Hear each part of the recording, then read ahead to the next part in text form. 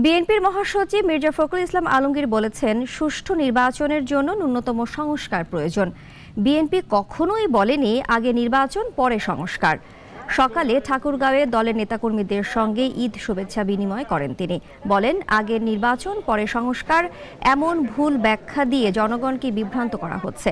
তিনি আরও বলেন, গণতন্ত্রই শ্রেষ্ঠ ব্যবস্থা এবং স্বৈরাচারী আচরণ জনগণই প্রতিহত করে।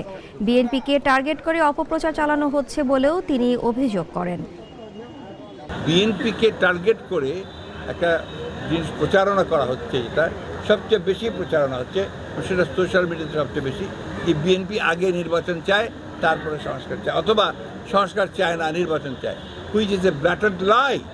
আমি আপনাদের সামনে খুব পরিষ্কার করে বলছি, এটা একটা ভ্রান্ত ধারণা সৃষ্টি করা হচ্ছে জনগণের মধ্যে। আমরা বারবার করে এই কথাটাই বলছি যে আমরাই তো সংস্কারের প্রবক্তা।